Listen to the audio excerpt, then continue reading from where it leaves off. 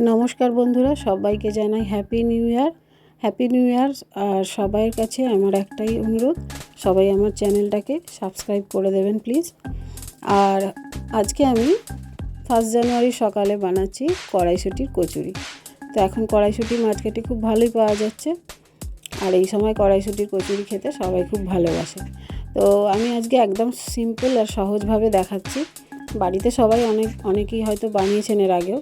আমারটা একটুখানি দেখুন রেসিপিটা কিভাবে বানালাম, আর যারা একদম নতুন রাঁধুনি তাদের জন্য খুব উপকার হবে।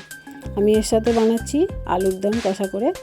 তো দুটোই আমি একসাথেই রেকর্ডিং করেছি আপনাদের দেখানোর জন্য। কড়াইশুঁটিটাকে আমি সেদ্ধ করে নিয়েছিলাম আর আদা আর কাঁচা লঙ্কা দিয়ে মিক্সিতে পেস্ট করে নিয়েছিলাম।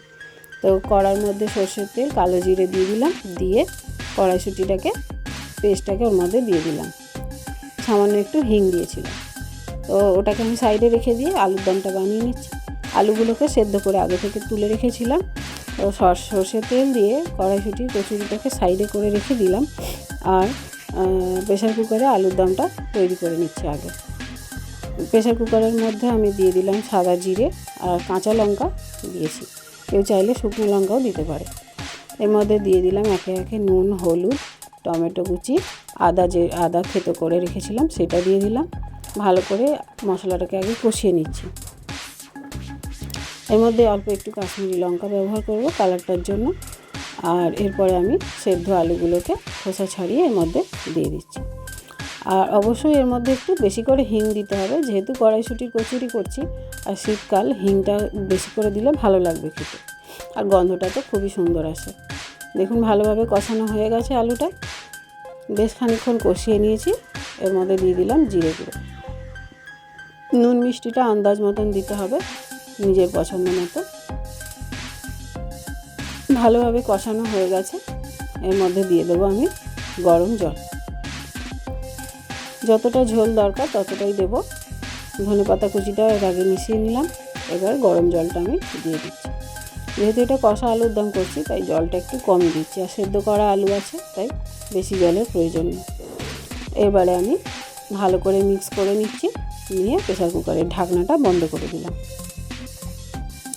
প্রেশার কুকারের ঢাকনাটা বন্ধ করে দিয়ে কড়াটা আমি এদিকে নিয়ে চলে আসছি, আর প্রেশার কুকারটার দিকে সরিয়ে দিচ্ছি। এবার এটা হোক, একটা সিটি দুটো সিটি মেরে নিই, তার মধ্যে আমার পুরটা তৈরি করে নিচ্ছি। এবার একটু ছাতু এর সাথে মিশিয়ে দিলাম। ছাতুটা দিলে কি হবে, কড়াইশুঁটির মধ্যে জল জল ভাবটা সেটা তাড়াতাড়ি টেনে যাবে, আর ছাতু দিলে এমনিতেও টেস্টটা আরও ভালো আসবে। এইবারে এর মধ্যে আমি সমস্ত মশলা তো দিয়েই রেখেছিলাম, ভালো করে নেড়ে নিচ্ছি, শুকনো কড়া করে নিচ্ছি। এদিকে প্রেশার কুকারে আলুর দমটাও হয়ে গেছে, দুটো সিটি মারাও হয়ে গেল, আর এদিকে আমার পুরটাও রেডি। পুরটা আমি তুলে নিচ্ছি বাটিতে। পুরটা তুলে নিয়েছি, এবার ময়দাটা আমি মেখে নেব। একটা পাত্রের মধ্যে ময়দা নিয়েছি, তাতে নুন দিলাম, কালো জিরে দিলাম, জোয়ানটা একটু হাতে রগড়ে ভালো করে মিশিয়ে দিচ্ছি। এদিকে গরম জল করতে দিয়েছি, চিনি অল্প সামান্য দিয়ে দিলাম, সাদা তেল দিয়ে ভালো করে ময়ান দিয়ে ময়দাটাকে মাখিয়ে নেব।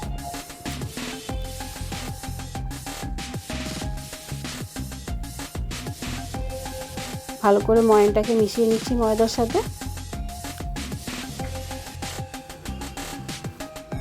এবার অল্প অল্প করে উষ্ণ গরম জল দিয়ে ময়দাটাকে মেখে নিচ্ছি।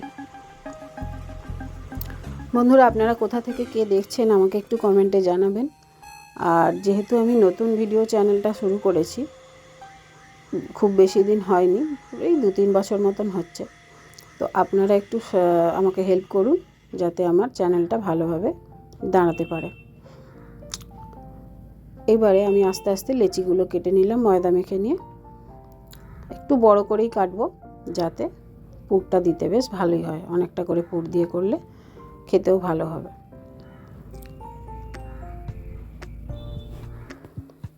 এবার এক একটা করে লেচি নিচ্ছি আর পুর মাঝখানে ভরে দিচ্ছি।